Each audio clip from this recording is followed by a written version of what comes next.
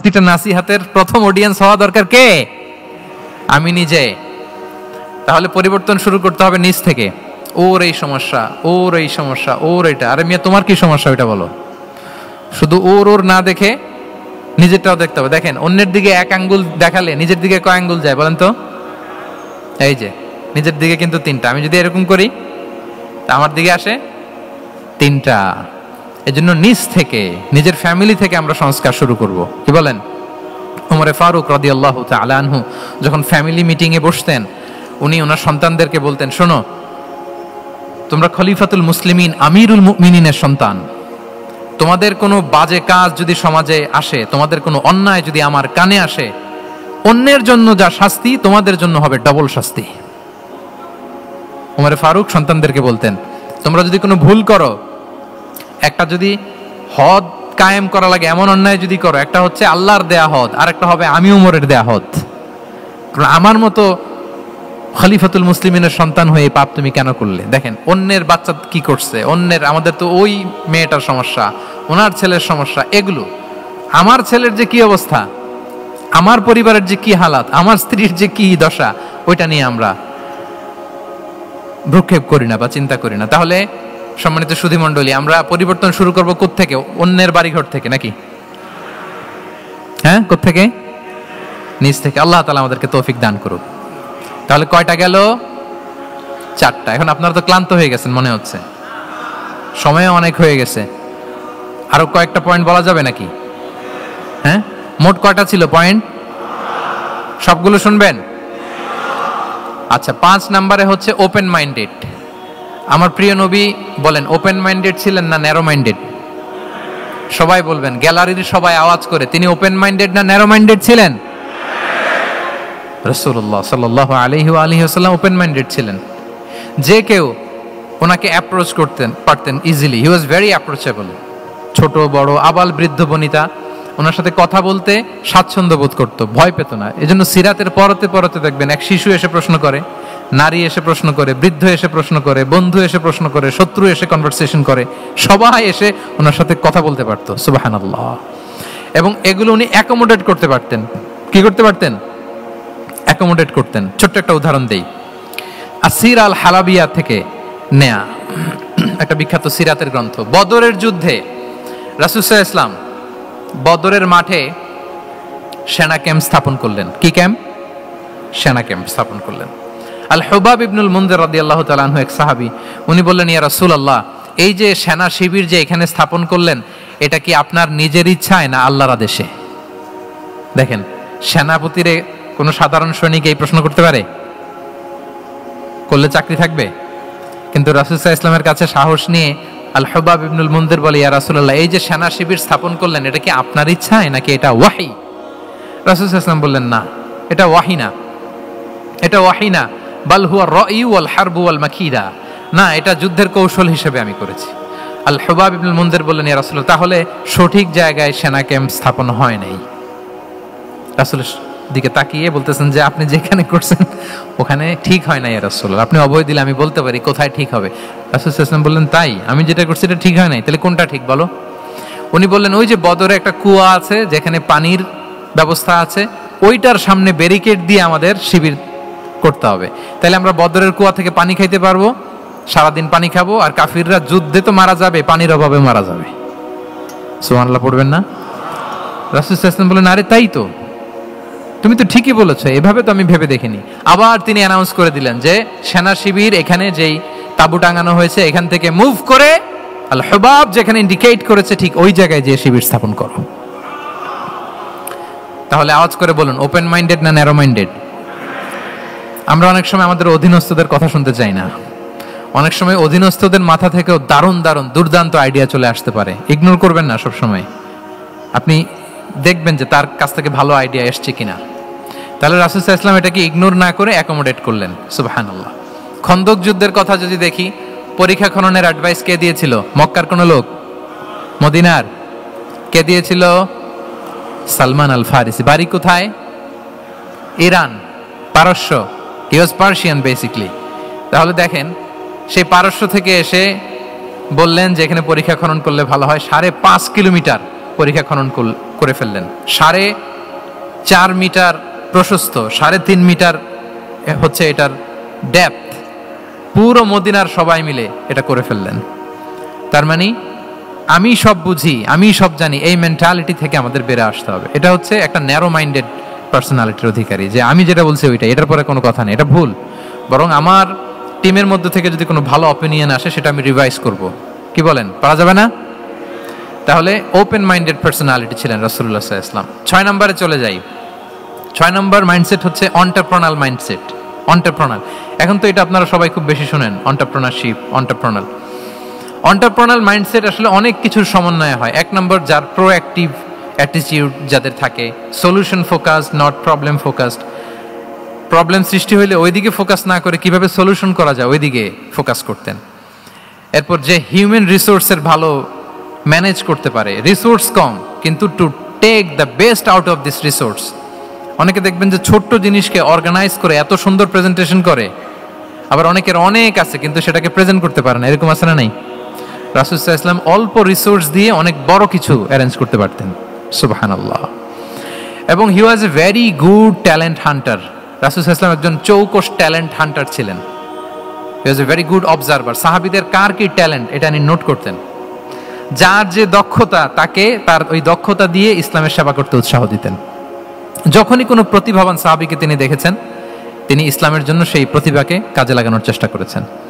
একজনকে দিয়ে সবটা করেননি।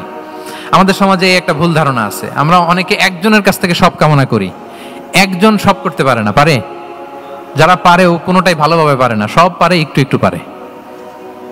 তো রাসূল সাল্লাল্লাহু আলাইহি ওয়াসাল্লাম ট্যালেন্ট হান্টার ছিলেন, যার যেখানে ট্যালেন্ট তাকে ওই কাজে লাগাতেন। বলেন তো, খালিদ বিন ওয়ালিদ রাদিয়াল্লাহু তাআলা আনহুকে আল্লাহ রাসূল সাল্লাল্লাহু আলাইহি ওয়াসাল্লাম কি কাজে লাগিয়েছিলেন? অনেক পরে ইসলাম ধর্ম গ্রহণ করেছেন, কিন্তু যুদ্ধের অভিযানে পাঠিয়েছেন এবং পরবর্তীতে তিনি সেনাপ্রধান হয়েছিলেন মুসলিম ব্যাটালিয়নের। কারণ উনি ওয়ার স্ট্র্যাটেজি জানতেন। ওনার আক্রমণের কারণে তো উহুদের প্রান্তরে মুসলিমরা প্রায় নাস্তানাবুদ হওয়ার অবস্থা, তাই না? অনেক পরে আল্লাহ তাআলা ওনাকে ইসলামের জন্য কবুল করলেন। তাহলে উনি ওয়ার স্ট্র্যাটেজি জানতেন, ফলে রাসূল সাল্লাল্লাহু আলাইহি ওয়াসাল্লাম ওনাকে যুদ্ধের জন্য কাজে লাগিয়েছেন। তাহলে সবাইকে একটা দিলে হবে না, প্যারাসিটামল 3 বেলা সবার জন্য হবে নাকি যার যে রোগ সে অনুযায়ী প্রেসক্রিপশন? হ্যাঁ, খালিদ বিন ওয়ালিদ রাদিয়াল্লাহু তাআলা আনহু তিনি সমরবিদ ছিলেন, রণকৌশলী। ওনাকে বানিয়েছেন সেনাপ্রধান। আওয়াজ করে বলুন, কি প্রধান? উনি সেনাপ্রধান হয়েছিলেন। আচ্ছা, আপনারা হাসান বিন সাবিত রাদিয়াল্লাহু তাআলা আনহুর নাম শুনেছেন নিশ্চয়ই। ওনাকেও তো যুদ্ধের ময়দানে পাঠিয়েছেন না? ওনারা পাঠিয়েছেন। ওনারা দিয়ে কি করছেন বলেন? কবিতা লিখতেন। ওনার কাব্য প্রতিভা ছিল। উনি বেসিক্যালি যুদ্ধ করতে জানতেন না, এজন্য রাসূল সাল্লাল্লাহু আলাইহি ওয়াসাল্লাম যুদ্ধে ওনাকে পাঠাতেনও না। বিভিন্ন যুদ্ধে ওনাকে না পাঠিয়ে নারীদেরকে, মদিনার নারী, শিশু, ভালনারেবলস যারা আছে তাদেরকে দেখভাল করার জন্য মদিনায় উনি রেখে যেতেন। কারণ আল্লাহ তাআলা ওনাকে কাব্য প্রতিভা দিয়েছিলেন। ওনার এক এক কবিতা পড়লে গায়ের লোম খাড়া হয়ে যায়। You will have goosebumps, literally আপনার গায়ের পশম দাঁড়িয়ে যাবে। এবং উনি ওনার কবিতা দিয়ে মুসলিমদেরকে, সাহাবীদেরকে উজ্জীবিত করতেন। মসজিদে নববীতে আল্লাহ রাসূল সাল্লাল্লাহু আলাইহি ওয়াসাল্লাম ওনার মিম্বারের পাশে শুধু হাসান বিন সাবিত রাদিয়াল্লাহু তাআলা আনহুর জন্য আলাদা একটা মিম্বার বানিয়েছিলেন, যে হাসান তুমি ওখানে উঠে কবিতা লিখে আমার সাহাবাদেরকে উজ্জীবিত করবে জিহাদের জন্য। আল্লাহু আকবার। তাহলে একজনকে সেনাপ্রধান, আরেকজনকে জাতীয় কবি, আরেকজনকে হাসান বিন সাবিত রাদিয়াল্লাহু তাআলা আনহুকে কি বানালেন? জাতীয় কবি বানালেন। আচ্ছা, হুযায়ফা ইবনে ইয়ামান রাদিয়াল্লাহু তাআলা আনহু, উনার ছিল ডিটেকটিভ মাইন্ড, এজন্য উনাকে রাসূল সাল্লাল্লাহু আলাইহি ওয়াসাল্লাম মদিনার গোয়েন্দা বিভাগের প্রধান বানিয়েছেন, হেড অফ ডিটেকটিভ ডিভিশন। হুযায়ফা ইবনুল ইয়ামান ছিলেন মদিনার কি? হেড অফ ইন্টেলিজেন্স, গোয়েন্দা বিভাগের প্রধান। মুআয ইবনে জাবাল রাদিয়াল্লাহু তাআলা আনহু প্রশাসনিক কাজ খুব ভালো বুঝতেন। মদিনার সবচাইতে বড় সিনিয়র আমলা ছিলেন মদিনা রাষ্ট্রের। মদিনা রাষ্ট্রের সবচাইতে সিনিয়র আমলা মুআয ইবনে জাবাল রাদিয়াল্লাহু তাআলা আনহুকে রাসূল সাল্লাল্লাহু আলাইহি ওয়াসাল্লাম কবিতা লেখার দায়িত্বও দেন নাই, গোয়েন্দাগিরি করতে দেন নাই, ওনাকে ইয়ামানের গভর্নর করে পাঠিয়েছেন। সুবহানাল্লাহি বিহামদি।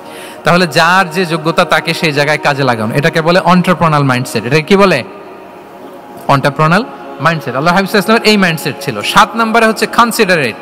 7 নম্বরে কি? কনসিডারেট। আমি খুব দ্রুত শেষ করে যাব ইনশাআল্লাহ। আপনারা বোরিং হচ্ছেন না তো? ক্লান্ত হচ্ছেন কারা কারা দেখি হাত তোলেন। আচ্ছা, তাহলে একটা তাকবীর পড়ুন আওয়াজ করে, আল্লাহু আকবার। আর জোরে পড়ুন আল্লাহু আকবার, আল্লাহু আকবার। মাশাআল্লাহ, এই তো ক্লান্তি টান্তি চলে গেছে না, এবার ঘুমটুম ঝিমুনি যেটা আসছে চলে গেছে আলহামদুলিল্লাহ। 7 নাম্বার মাইন্ডসেট হচ্ছে কনসিডারেট মাইন্ডসেট। কনসিডারেট মানে হচ্ছে সুবিবেচক, যার বিবেচনা আছে, অথবা যে অন্যের প্রতি সহানুভূতিশীল, উচ্চ বিবেকবোধ সম্পন্ন ব্যক্তিত্ব। রাসূল সাল্লাল্লাহু আলাইহি ওয়াসাল্লাম he was the man of 6 senses. ওনার 6টা সেন্স কাজ করতে একসাথে। কয়টা? আমাদের করে কয়টা? 5টা তো আল্লাহ দিছে, অনেকের 3টাও কাজ করে না। কোন দিক দিয়ে কি হচ্ছে দিন দুনিয়ায় নাই, সে একেবারে অন্য জগতের মানুষ। কি হচ্ছে চোখ কান খোলা নাই, কিছু জানা নাই। কিন্তু রাসূল সাল্লাল্লাহু আলাইহি ওয়াসাল্লাম he was man of 6 senses. চারদিকে কোথায় কি হচ্ছে, কার একটু অসুবিধা হয়ে যাচ্ছে, কার একটু সমস্যা, খুব অন্যের ব্যথায় ব্যথিত ছিলেন, অন্যের দুঃখে দুঃখী ছিলেন, অন্যের প্রতি সহানুভূতি ছিলেন, ম্যান অফ 6 সেন্সেস ছিলেন তিনি। সিরাত থেকে দু একটা উদাহরণ দেখেন। একবার রাতের নামাজ, সম্ভবত এশার নামাজ, খুব ছোট্ট করে শেষ করে দিলেন। তো সাহাবারা জিজ্ঞেস করলেন, ইয়া রাসূলুল্লাহ, নামাজ তো এত তাড়াহুড়ো করতে আপনাকে কখনো দেখিনি। তিনি বললেন, আমি নামাজের মাঝখানে এক ছোট্ট বাচ্চার কান্না শুনেছি। আনাস রাদিয়াল্লাহু বর্ণনা করেন যে কানা রাসূল সাল্লাল্লাহু আলাইহি ওয়াসাল্লাম ইয়াসমাউ বুকা আস-সাবিয়্যি মা উম্মি। আমি যখন নামাজে ইমামতি করছি, পেছনে মহিলাদের কাতারের ওখান থেকে একটা ছোট্ট শিশুর কান্নার আওয়াজ আমার কানে আসলো। দেখেন কি সেন্স। তো আমার মনে হচ্ছিল বাচ্চার কান্নায় পেছনের কাতারে মায়ের বড্ড কষ্ট হচ্ছে, যে মাটা বাচ্চাটাকে নিয়ে এসছে উইমেন প্রেয়ার হলে, তাকে বাচ্চাটাকে ম্যানেজ করতে বা সামলাতে মায়ের বড্ড কষ্ট হয়ে যাচ্ছে আমার মনে হচ্ছে। এজন্য আমি নামাজটা একটু শর্টকাটে শেষ করে দিয়েছি। Could you imagine that? কি নবী আমরা পেয়েছি, কিরকম কনসিডারেট ছিলেন, কতটা সুবিবেচক ছিলেন, অন্যের প্রতি কতটা সহানুভূতিশীল ছিলেন তিনি, অন্যের যাতে কোনো সমস্যা না হয় এটা খেয়াল করতেন। মুআয ইবনে জাবাল রাদিয়াল্লাহু তাআলা আনহুকে মদিনার পাশেই এক মসজিদের ইমাম করে পাঠালেন। উনি ইমামতির দায়িত্ব পেয়ে একবার মাগরিবের নামাজে সূরা বাকারা তেলাওয়াত শুরু করলেন। কোরআনের সবচাইতে ছোট সূরা, তাই না? সূরাতুল বাকারা, হ্যাঁ, সবচেয়ে ছোট সূরা। তো ওনার হয়তো তেলাওয়াত করতে করতে একটা ইমোশন চলে আসছে, উনি তো সুরের ঝংকার দিয়ে তেলাওয়াত করতেছেন। এখন পেছনে যারা মুসল্লি ছিল, এরা ছিল সব কৃষিজীবী সাহাবী। এরা কি ছিল? সারা দিন ওট দিয়ে, খেজুর গাছে পানি দিয়ে জান যায় কোন রকম ফরজ পেরে যায় ঘুমাইতে হবে। এই সাহাবীরা যখন পিছনে দাঁড়াইছে, আর উনি ধরছে কোন সূরা? আওয়াজ করে বলুন না একটু, সূরাতুল বাকারা। এখন ওনারা তো আর থাকতে পারে না, ওনার সাথে থাকতে না পারে এক সাহাবী নামাজ রেখে দিয়ে ডাইরেক্ট রাসূল সাল্লাল্লাহু আলাইহি ওয়াসাল্লামের কাছে, কারণ বড় হুজুর তো আছে মদিনায়। যে বিচার দিছে, ইয়া রাসূলুল্লাহ, দেখেন এমন একজনকে ইমাম করে অ্যাসাইন করেছেন, উনি মাগরিবের সালাতে সূরা বাকারা পড়ে, আর আমরা হচ্ছি কৃষিজীবী, শ্রমজীবী সাহাবী, আমাদের তো এত বড় কেরাতের সাথে জয়েন করা সম্ভব না। রাসূল সাল্লাল্লাহু আলাইহি ওয়াসাল্লাম রেগে গেলেন, চেহারাটা আগুনের গোলার মতো লাল হয়ে গেল। মুআয ইবনে জাবাল রাদিয়াল্লাহু তাআলা আনহুকে ডেকে পাঠালেন, ডেকে বললেন, আফাত্তানুন আনতা ইয়া মুআয, আফাত্তান, তুমি কি ফিতনা সৃষ্টি করতেছো? ওখানে পাঠাইছি কমিউনিটির ইউনিটি ধরে রাখার জন্য, তুমি ওখানে যে ফিতনা সৃষ্টি করতেছো। তুমি কি সাব্বিহ ইসমা রাব্বিকাল আ'লা, এই সূরা তোমার মুখস্থ নাই? ওয়াদ-দুহা ওয়াল-লাইলি ইযা সাজা, এটা পারো না? ওয়াশ-শামসি ওয়া-দুহাহা, এটা মুখস্থ নাই? তো তুমি কেন এই সূরাগুলো দিয়ে নামাজ পড়াও না? কেন পড়াও না? এরপর তিনি বললেন, যখন ইমামতির সুযোগ পাবে, সুযোগ পেয়ে লম্বা কেরাত ধরো না, ছোট্ট কেরাত দিয়ে নামাজ শেষ করো। কেননা তোমার পেছনে বয়স্করা আছে, মুরব্বীরা আছে, অসুস্থরা আছে। জাল হাজা, তার একটা জরুরি কাজ পড়ছিল, যাচ্ছিল, হঠাৎ মাগরিবের আজান, ভাবলো রাস্তার পাশে যেহেতু আজান দিছে নামাজটা পড়ে নেই। নামাজে ঢুইকা দেখছে আপনি সূরা বাকারা ধরছেন, তো বেচারা কি কাজ করবে না কি করবে? আর তার তো নিয়ত ছিল ফরজ নামাজটা পড়ি যে বাস ধরবো, এখন আপনি ধরছেন কোন সূরা? বাকারা। দেখেন রাসূল সাল্লাল্লাহু আলাইহি ওয়াসাল্লাম বললেন, যখন ইমামতির চান্স পাবে ছোট সূরা পড়বে, আর যখন তুমি একা পড়বে ফালিউতাউবিল মাশা, যত লম্বা করতে মনে চায় করো। রুকু করো লম্বা, সেজদা করো লম্বা, কেরাত করো লম্বা। রাসূল সাল্লাল্লাহু আলাইহি ওয়াসাল্লাম তো রাতে আধা ঘন্টা 40 মিনিট প্রথম রাকাতে কেরাত পড়তেন, এরপরে আবার 40 মিনিট রুকুতে থাকতেন, রুকু থেকে দাঁড়ায় আবার 40 মিনিট, আবার সেজদায় যেয়ে 40 মিনিট, এরপরে সেজদা থেকে 2 সেজদার মাঝখানে আবার 40 মিনিট, 2 রাকাত দিয়ে এরকম রাতও শেষ করে দিচ্ছেন। তো আপনার লম্বা যদি পড়তে মনে চায়, আপনি তো আপনার ব্যক্তিগত নফল সালাতে এভাবে লম্বা করবেন, কিন্তু আমাদের হয়ে গেছে উল্টা। একাকী নামাজ, কোন রকম রুকু সেজদা, এরকম হয়ে গেছে না অনেকটা। কিন্তু ইমামতির সুযোগ পেলে মাশাআল্লাহ, আল্লাহু আকবার, এইবার শুরু হয়েছে শাইখ সুদাইসির কণ্ঠে এই লম্বা করে। এখন পেছনে মুসল্লিদের কি দশা, ওইটা আর আমরা খেয়াল করি না। না, আমাদেরকে অন্যের প্রতি সহানুভূতিশীল হতে শিখিয়েছে ইসলাম, কনসিডারেট হতে শিখিয়েছে, সুবিবেচক হতে শিখিয়েছে, যেটা রাসূল সাল্লাল্লাহু আলাইহি ওয়াসাল্লাম করেছেন। এবং রাসূল সাল্লাল্লাহু আলাইহি ওয়াসাল্লাম কোনো কাজে কাউকে পাঠালে ওনার বিখ্যাত সে বাণীটা বলে দিতেন যে ইয়াসসিরু ওয়ালা তুআসসিরু বাশশিরু ওয়ালা তুনাফিরু, সহজ করে উপস্থাপন করো, কঠিন করো না। সুসংবাদ দিও, মানুষকে দিন থেকে ভাগিও না। আমরা মানুষকে ভয় দেখাই, আমরা এত কঠিন করে ইসলামকে উপস্থাপন করি, মানুষ বলে আগে যেটা করতাম ওইটাই ভালো। তো আমরা যেন দিনকে কঠিন না করি, আমাদের কোনো অ্যাটিটিউডের কারণে যেন মানুষ ইসলাম থেকে ভেগে না যায়। আরেকটা উদাহরণ দেখুন, একবার মাগরিবের কিংবা এশার নামাজে রাসূল সাল্লাল্লাহু আলাইহি ওয়াসাল্লাম লম্বা সেজদা দিলেন। এত লম্বা সেজদা তিনি কখনো দেন না। নামাজ শেষে সাহাবারা জিজ্ঞেস করলেন, ইয়া রাসূলুল্লাহ, আপনি কি নামাজের মাঝখানে অসুস্থ হয়ে গেলেন নাকি, অথবা কোরআনের আয়াত নাজিল হলো নাকি, ওহী নাজিল হলো নাকি? রাসূল সাল্লাল্লাহু আলাইহি ওয়াসাল্লাম বললেন, কুল্লু যালিকা লাম ইয়াকুন ওয়ালাকিন নাবনি ইরতাহালানি ওয়া কারিহতু আন উআজ্জিলাহু হাত্তা ইয়াকদিয়া হাজাতা। বললেন না, অসুস্থ হই নাই, ওহীও নাজিল হই নাই। আমি যখন সেজদায় গিয়েছি, আমার দুই ছোট নাতি হাসান হোসেন আমার কাঁধের উপরে চেপে বসেছে। যতক্ষণ না ওরা খেলা শেষ না করে নিচে নেমেছে, আমি সেজদায় লুটিয়েছিলাম, নেমেছে এরপরে মাথা উঠিয়েছি। আমার মাথা উঠানোর কারণে ওদের খেলার একটু ডিস্টার্ব হবে, এজন্য আমি আর সেজদা থেকে মাথা উঠাই নাই। সুবহানাল্লাহ পড়বেন না? দেখেন, নাতির খেলার যেন ডিস্টার্ব না হয়। পেছনের মহিলা সারির এক বোনের নামাজের সমস্যা হচ্ছে, এগুলো উনি খেয়াল করতেন, ছোট্ট ছোট্ট বিষয়গুলো উনি খেয়াল করতেন। এটাকে বলে কনসিডারেট মাইন্ডসেট। কি বলে? তাহলে আমরা অন্যের প্রতি যেন সহানুভূতিশীল হই, নাকি শুধু নিজেরটাই দেখবো? অন্যেরটা দেখার দরকার আছে না নাই বলেন? আচ্ছা, 8 নাম্বার হচ্ছে ট্রান্সপারেন্সি। খাবো না।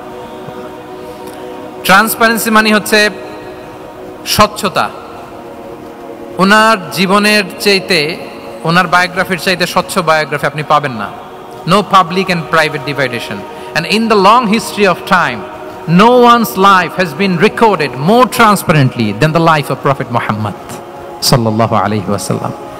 রাসূল সাল্লাল্লাহু আলাইহি ওয়াসাল্লামের চেয়ে বেশি পৃথিবীতে এমন সেকেন্ড কোন পারসন আপনি দেখাতে পারবেন না যার জীবনের সবকিছু রেকর্ডেড। সবকিছু রেকর্ডেড। এরকম আছে?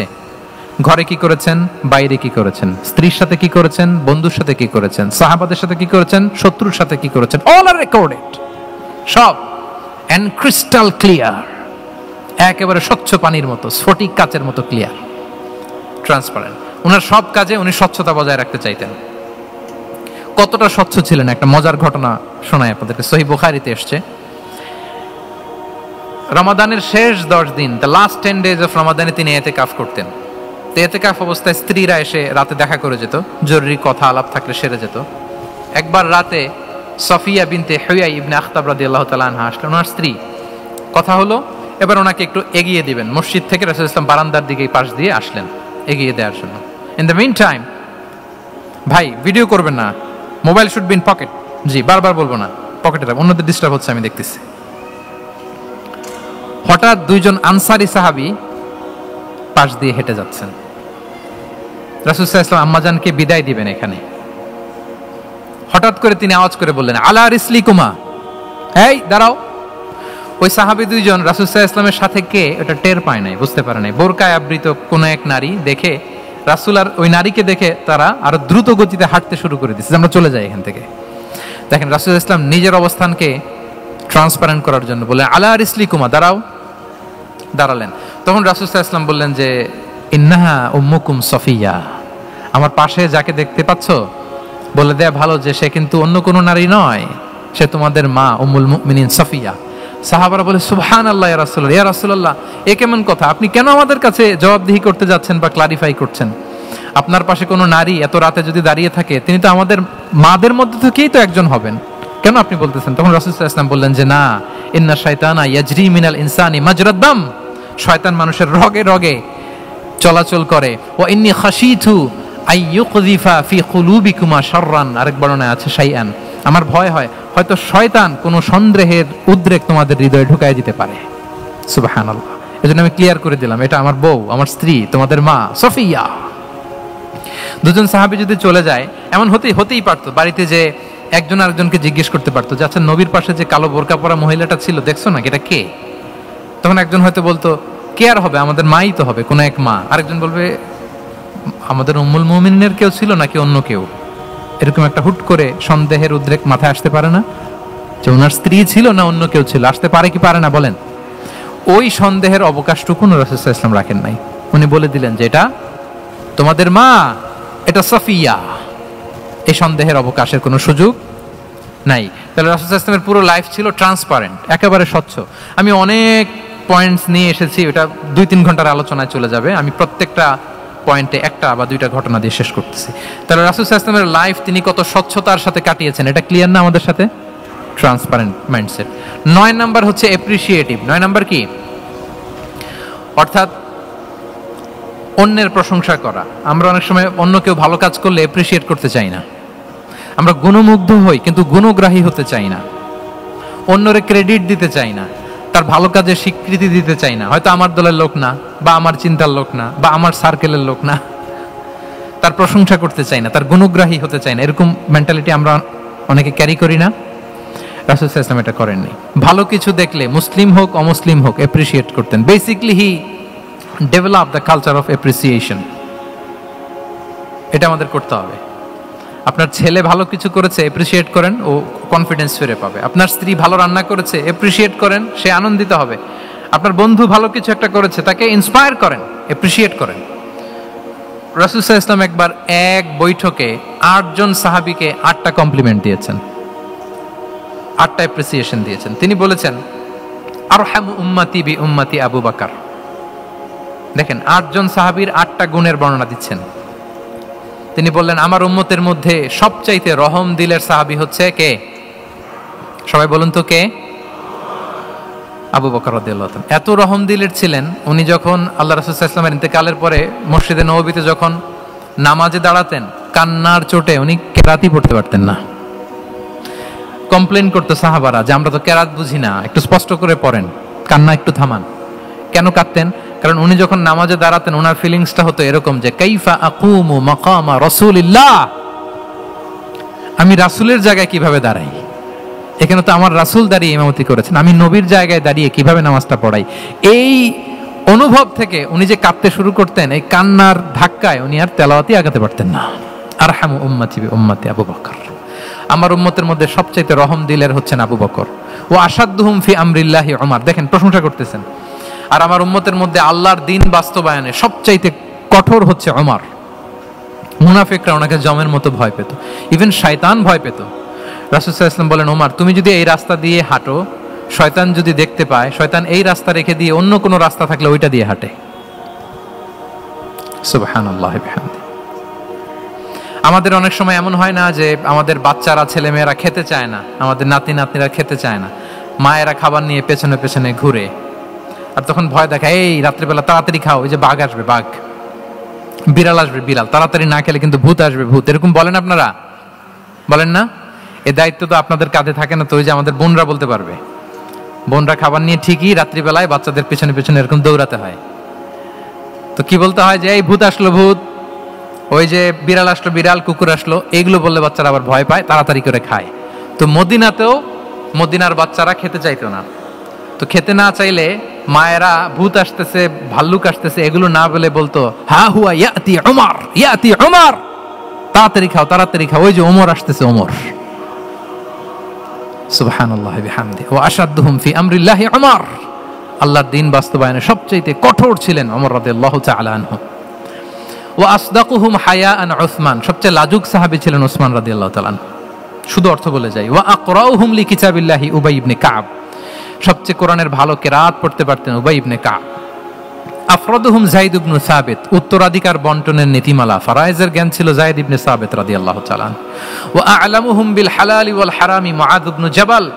এই উম্মতের হালাল হারামের স্পেশালিস্ট সাহাবী হচ্ছেন মুআদ ইবনে জাবাল। আলা ওয়া ইন্না লিকুল্লি উম্মাতিন আমিনান ওয়া আমিনা হাদিহিল উম্মাহ আবু উবাইদা ইবনুল জাররাহ। সব উম্মতের একজন বিশ্বস্ত লোক থাকে, এই উম্মতের সবচাইতে বিশ্বস্ত লোক হচ্ছে আবু উবাইদা ইবনুল জাররাহ। দেখেন 8 জন সাহাবীর 8টা গুণের কথা বললেন। আচ্ছা রাসূল সাল্লাল্লাহু আলাইহি ওয়াসাল্লাম যখন সাহাবীদের প্রশংসা করেছেন, ওই সাহাবীদের কেমন লেগেছে বলেন তো ফিলিংসটা? ভালো লেগেছে না? হৃদয়ে জুড়িয়েছে, ইন্সপায়ার্ড হয়েছেন, মোটিভেটেড হয়েছেন, আরো ভালোর প্রতিযোগিতা কি করে করা যায়। সাহাবীদের মধ্যে সবচাইতে সুরেলা গলার কণ্ঠের অধিকারী ছিলেন আবু মুসা আল-আশআরী রাদিয়াল্লাহু তাআলা আনহু। তো রাসূল সাল্লাল্লাহু আলাইহি ওয়াসাল্লাম একবার রাত্রিবেলা তার বাসার পাশ দিয়ে যাচ্ছিলেন, দীর্ঘ সময় ওনার কণ্ঠের তেলাওয়াত শুনলেন। পরের দিন সকালে বললেন যে আবু মুসা, তুমি তো চমৎকার গলায় তেলাওয়াত করো। আবু মুসা বলে, ইয়া রাসূলুল্লাহ, আমি তো কোনোদিন আপনার সামনে দাঁড়িয়ে তেলাওয়াত করি না, আপনি কি করে জানলেন? রাসূল সাল্লাল্লাহু আলাইহি ওয়াসাল্লাম বললেন, গত রাতে তুমি যখন তেলাওয়াত করছিলে আমি তোমার ঘরের পাশ দিয়ে যাচ্ছিলাম, আমি মনোযোগ দিয়ে শুনেছি।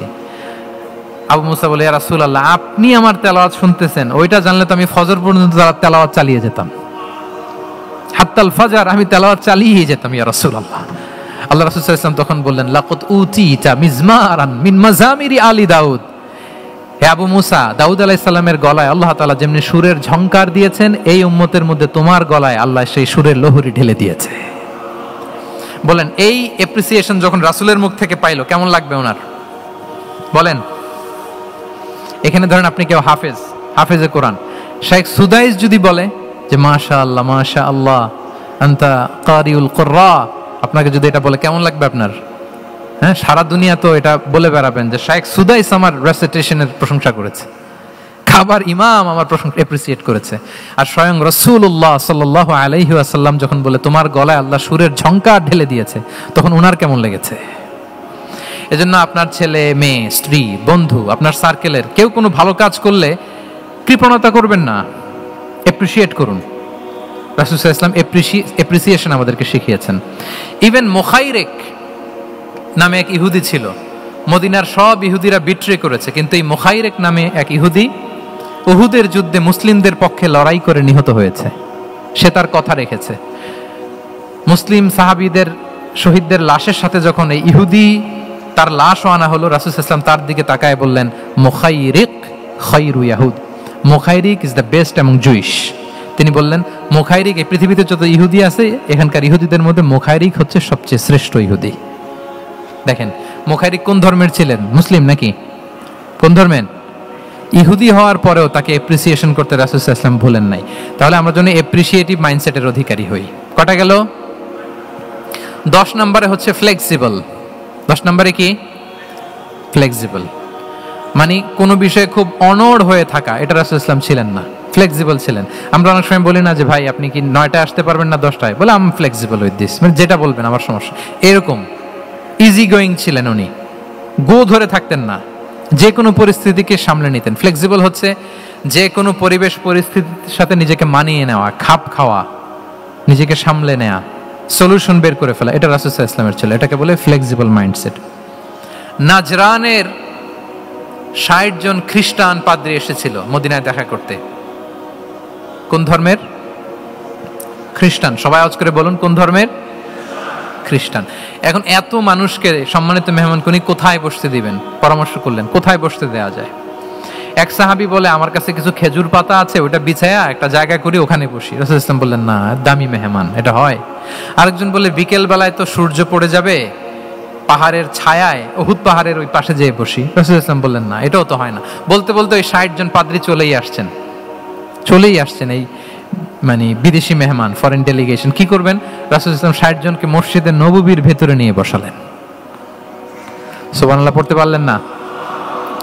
মসজিদে নববীর ভেতরে বসালেন। এবং সিরাতে ইবনে ইসহাকে এসেছে যে তখন ওদের আবার ইবাদতের সময় হয়েছে, রাসূল সাল্লাল্লাহু আলাইহি ওয়াসাল্লাম তাদেরকে ইবাদতেরও সুযোগ দিয়েছেন।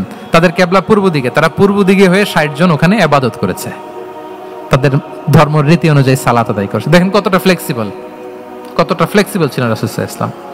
ফজরের সালাতের পরে ঘরে ঢুকেই আম্মাজান আয়েশাকে জিজ্ঞেস করতেন, কোনো খাবার আছে? আম্মাজান আয়েশা যদি বলতেন আছে, তিনি সেটা খেতেন।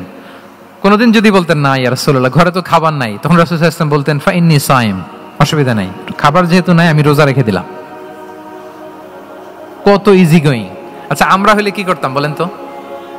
ফজরের পরে ঘরে গেছেন, আপনি বড় সাহেব না, এবার যাওয়ার পরে জিজ্ঞেস করছেন কি আছে, খাবার দাও। যদি বলে ঘরে কিছু নাই, কি বলবেন? দেখি কয়েকটা উত্তর আসুক। ফজরে মসজিদে অনেক কিছু করে টোরে ক্ষুধা পেটে ঘরে গেলেন, যে বললেন যে টেবিলে বসে বললেন যে খাবার দাও, এখন বলে যে কিছু নাই ঘরে, কি উত্তর আসবে? এখান থেকে একটা উত্তর আসুক, বলেন কি বলবেন? হ্যাঁ,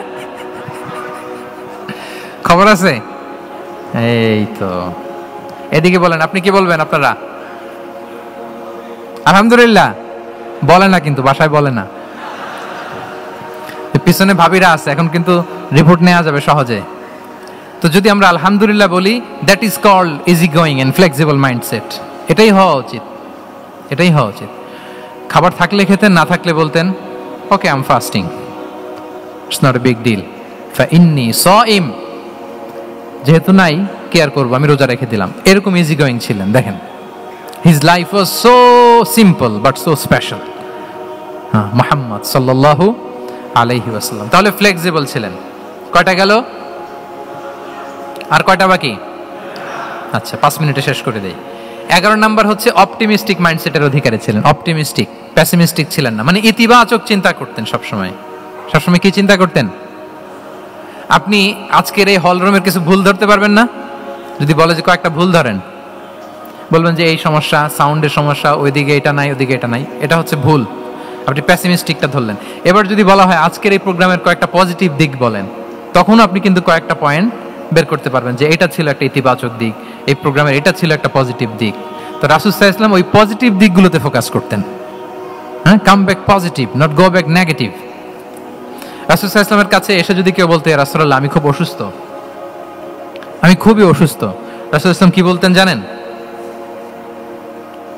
জি, রাসূল সাল্লাল্লাহু আলাইহি ওয়াসাল্লাম বলতেন লা বাসা আলাইকা তুহুরুন ইনশাআল্লাহ। ইয়া রাসূলুল্লাহ আমি অসুস্থ। রাসূল সাল্লাল্লাহু আলাইহি ওয়াসাল্লাম বলতেন আরে don't worry, it will cleanse up you from your sins if Allah wish, ইনশাআল্লাহ। এতে তোমার যে গুনাহ-টুনা আছে, পাপ আছে, এই পাপগুলোকে আল্লাহ তাআলা এই অসুস্থতা দিয়ে মোচন করে দিচ্ছেন। পড়েন সুবহানাল্লাহ। তাইলে আপনি অসুস্থতার মধ্যে একটু হালকা হলেন না, যে জ্বরে ভুগতেছি কিন্তু এই জ্বরে নাকি আমার গুনাহ মাফ হয়ে যায়। পেটের ব্যথায় আক্রান্ত, মাথা ব্যথায় আক্রান্ত, কিন্তু এটাতে নাকি আল্লাহ আমার পাপ মোচন করে দেয়, তাহলে একটু ভালো লাগবে না? তাহলে দেখেন, একটা কঠিন পরিবেশকে রাসূল সাল্লাল্লাহু আলাইহি ওয়াসাল্লাম সহজ করতেন। অসুস্থ শুনলেই লা বাস তুহুরুন ইনশাআল্লাহ, আর কিছু হবে না, আল্লাহ তোমার গুনাহ মাফ করে দিচ্ছে। অসুস্থ ব্যক্তি দেখলেই মাথায় হাত দিয়ে দোয়া করতেন আল্লাহুম্মা রাব্বান নাস আযহিবিল বাস ইশফি আনতাশ শাফি লা শিফাআ ইল্লা শিফাউক শিফাআন লা ইউগাদিরু সাকামা। উজ্জীবিত হয়ে যেত অসুস্থ ব্যক্তি। আমরা কি করি? আমরা কি করি? কাউকে অসুস্থ দেখলে, রোগাক্রান্ত দেখলে, ওই রোগে সবচাইতে কষ্ট পেয়ে যে মারা গেছে তার ঘটনা বলা শুরু করি। যাই রে ভাই, আপনার ক্যান্সার, আমার এক খালা ছিল, ক্যান্সারের 4th স্টেজে চলে গেছিল, 14টা কেমো দেয়া লাগছে, এই যে ফিরিস্তি একেবারে ওনার দাফন কাফন পর্যন্ত। এখন বলেন, ওই লোক যাও সুস্থ ছিল, এখন আর সুস্থ থাকবে? কথা বলেন, থাকবে? একটা দিব্যি সুস্থ মানুষকে যদি আপনি বলেন ভাই আপনাকে দেখতে কেমন যেন একটু রোগা রোগা লাগতেছে, অসুস্থ নাকি? এরপরে প্ল্যান করে ধরেন আপনি বললেন, উনি আবার ওদিকে যাওয়ার পরে আরেকজনকে প্ল্যান করে বলতে বললেন, বললো ভাই ব্যাপার কি, চেহারাটা কেমন শুকনা শুকনা। এরকম 5 জন বলার পরে ওই বিকেলে কাঁথা গায়ে দিয়ে শুয়ে ফেলবে বিছানায়। তো আপনি অসুস্থ এমনি বানাই ফেলছেন। কিন্তু রাসূলুল্লাহ সাল্লাল্লাহু আলাইহি ওয়া আলিহি ওয়াসাল্লাম উনি বলতেন লাবাস লাবাস আলাইক তুহুরুন ইনশাআল্লাহ, আরে সুস্থ হয়ে যাবা। এজন্য দেখতে গেলে আপনি উৎসাহিত করবেন, বলবেন আরে ভাই আপনারা তো খুব সুস্থ লাগতেছে। কে বলছে আপনি অসুস্থ? অসুস্থতার কোনো ছোঁয়াই তো আপনার মধ্যে নাই। হ্যাঁ, you are looking very fine, চমৎকার লাগতেছে আপনার, কে বলছে? তো ভালো হয়ে যাচ্ছেন। এটা বললে উনি আশা পায়। আর আপনি যদি ওই রোগে সবচেয়ে কষ্ট পেয়ে যে মারা গেল, এই ঘটনা যদি ওনারে শোনান, উনি বাঁচবে বলেন? তাহলে আমরা মানুষকে উৎসাহিত করব, অপটিমিস্টিক হব, প্যাসিমিস্টিক হব না। এবার বলুন, হুনাইনের যুদ্ধে, কুইজ, হুনাইনের যুদ্ধ কত হিজরিতে হয়েছিল? কত? সপ্তম, অষ্টম? হ্যাঁ, মাত্র 2-4 জন বলতেছে। আমাদের ওই যে হাসানা ফাউন্ডেশনের একটা সিরা অলিম্পিয়াড চলতেছে, এটাতে অংশগ্রহণ করতে হবে আপনাদের। আমরা প্রতিদিন একটা করে কুইজ জানান দিচ্ছি মানুষদেরকে, একেবারে সব মুখস্থ হয়ে যাবে ইনশাআল্লাহ। তাহলে অষ্টম হিজরিতে হাওয়াজিন বনু সাকিব গোত্রের বিশাল ব্যাটালিয়ন নিয়ে ওরা আসছে, এবং ওরা আসছে যে আমরা শুধু একা যাব না, আমাদের স্ত্রী বাচ্চা কাচ্চা, আমাদের যার ঘরে যত সম্পদ আছে সব নিয়ে মরুভূমিতে যাব। এটা নিয়ে যাব কেন? সবার মধ্যে যেন ইন্সপিরেশন আসে যে যদি আমরা হারি, আমরা সব শেষ, আমাদের সম্পদও নিয়ে যাবে। আর এগুলো রক্ষার জন্য হলেও মুহাম্মদের বিরুদ্ধে আমাদেরকে জয়লাভ করতে হবে। কি টেকনিক দেখেন! সব যখন নিয়ে দাঁড়াইছে বিশাল বাহিনী, এক সাহাবী এসে বলল ইয়া রাসূলুল্লাহ, কালকে তো আমাদের খবর আছে, এই বাহিনীকে আমরা কি করে পরাস্ত করব? ইয়া রাসূলুল্লাহ, এসে দেখুন, পাহাড় থেকে দেখুন কত বিশাল বাহিনী। রাসূল সাল্লাল্লাহু আলাইহি ওয়াসাল্লাম দেখা মাত্রই বললেন, তিলকা গনিমাতুল মুসলিমিনা গাদান ইনশাআল্লাহ। আরবি যারা বোঝেন যে it will be the war booty for the Muslim community tomorrow ইনশাআল্লাহ। আরে এগুলো তো আমরা সব গনিমত আকারে ব্যাগে কইরা মদিনায় নিয়ে যাব। এই যুদ্ধে জয়লাভ করে যা আছে এগুলো উটে করে ওয়ার বুটি হিসেবে মদিনায় নিয়ে যাব। বলার সাথে সাথে সাহাবীদের সব ভয় দূর হয়ে গেল, আবার প্রাণ ফিরে পেলেন, সজীব হয়ে উঠলেন, উজ্জীবিত হলেন। তাহলে আমরা অপটিমিস্টিক হব, আমরা ইতিবাচক চিন্তা করব। এবং ইসলাম আল্লাহ তাআলার ব্যাপারেও আমাদেরকে ইতিবাচক ধারণা রাখতে উৎসাহিত করে। হাদিসে কুদসিতে আল্লাহ বলেন, আনা ইনদা যান্নি আবিদি বি, আমার বান্দার নিকট আমি তেমন, আমার বান্দা আমার ব্যাপারে ঠিক যেমন ধারণা করে। আপনি যদি ধারণা করেন আল্লাহ দয়ালু, ঠিক আল্লাহ তাআলাকে দয়ালু পাবেন। এখন বলেন আল্লাহর ব্যাপারে কার ধারণা কেমন? আল্লাহ তাআলা খুব প্রতিশোধ পরায়ণ না? প্রচন্ড রাগী, আমাদের সবাইকে জাহান্নামে দেওয়ার জন্য বসে আছেন না? তাহলে কি ধারণা বলেন তো? তিনি দয়াময়, তিনি মেহেরবান, তিনি আমাদেরকে অবশ্যই ক্ষমা করবেন, ঠিক কিনা বলেন? এই বিশ্বাস আল্লাহর প্রতি আমাদের সবার আছে তো? এই বিশ্বাস যদি থাকে, ঠিকই আল্লাহ তাআলাকে রহমান রাহিম হিসেবেই আপনি পাবেন। তাহলে আওয়াজ করে বলুন তো, এই নবরাত্রি হলকে উচ্ছ্বসিত করে আওয়াজ করে বলেন, আমরা সবাই অপটিমিস্টিক হব না প্যাসিমিস্টিক? অপটিমিস্টিক, ইতিবাচক হব। রাসূল সাল্লাল্লাহু আলাইহি ওয়াসাল্লাম অপটিমিস্টিক মাইন্ডসেটের অধিকারী ছিলেন। কয়টা গেল? লাস্ট হচ্ছে রেজিলিয়েন্ট। শেষ, I am going to conclude my speech today. Resilient হচ্ছে যাকে থামানো যায় না, আনস্টপেবল। সংকট কাটিয়ে ঘুরে দাঁড়ানোর সামর্থ্য যার থাকে তাকে বলে রেজিলিয়েন্ট। লেগে থাকার মানসিকতা, টিকে থাকার যোগ্যতা, সহজে হার না মানার যে অ্যাটিটিউড, এটাকে বলে রেজিলিয়েন্ট মাইন্ডসেট। রাসূল সাল্লাল্লাহু আলাইহি ওয়াসাল্লামকে আল্লাহ তাআলা এই মাইন্ডসেট দিয়েছিলেন। ওনাকে হারাইতে পারছে কেউ? জীবনের সাথে এটা সেট করে নেন যে আমি কখনো হারি না, আমি হয় জিতি নয় শিখি। আমি কখনো হয় জিতি নয় শিখি। এই মাইন্ডসেট যদি গ্রো করেন, আপনার হারাইতে পারবে কেউ? পারবে না। রাসূল সাল্লাল্লাহু আলাইহি ওয়াসাল্লাম he was unstoppable, having unbelievable সবর। ধৈর্যের পাহাড় নিয়ে, আনস্টপেবল অ্যাটিটিউড নিয়ে তিনি শুধু সামনে গিয়েছেন, পেছনে যান নাই কখনো। সীমাহীন কষ্ট আর সংগ্রামের মধ্য দিয়ে গিয়েছেন, থামাতে পারে নাই ওনাকে কেউ পারে নাই। ইয়াতিম হিসেবে জন্মগ্রহণ করলেন, পৃথিবীর আলো দেখবার আগে বাবাকে হারালেন, ছোট বয়সে মাকে হারালেন, পরে দাদাকে হারালেন, এরপর চাচাকে হারালেন। শিয়াবে আবি তালেবে জেল খেটেছেন 3 বছর। Physical torture, mental torture, life threat, হত্যা করার ষড়যন্ত্র হয়েছে। আল্লাহ তাআলা বলেছেন আজ রাতে হিজরত করো। ব্ল্যাক ম্যাজিক করা হয়েছে। লাবিদ ইবনুল আসাম, এক ইহুদিদের মিত্র, ওনাকে ব্ল্যাক ম্যাজিক করেছে। মারার জন্য খাদ্যে বিষ মিশিয়ে দেয়া হয়েছিল। বাজুর মাংস, খাসির বাজুর মাংস পছন্দ করতেন। খাইবারের এক ইহুদি নারী এই ছাগলের এই মাংসের মধ্যে বিষ দিয়েছিলেন। ইহুদিদের পক্ষ থেকে betray, treachery, conspiracy and what not, কি বাকি ছিল বলেন? ষড়যন্ত্রের এমন কোন ধরন ছিল না যেটা তারা বাকি রেখেছে। কিন্তু রাসূল সাল্লাল্লাহু আলাইহি ওয়াসাল্লামকে কি থামানো গিয়েছিল? বলেন, থামানো গিয়েছিল? গোটা বিশ্বব্যাপী উনি ছড়িয়ে দিয়েছিলেন লা ইলাহা মুহাম্মাদুর, so nothing can stop him. করার আমাদের যে লক্ষ্য, ওই লক্ষ্য পানে আমরা পৌঁছবই, আমাদেরকে কোনো কিছু থামাতে পারবে না ইনশাআল্লাহ। বলেন।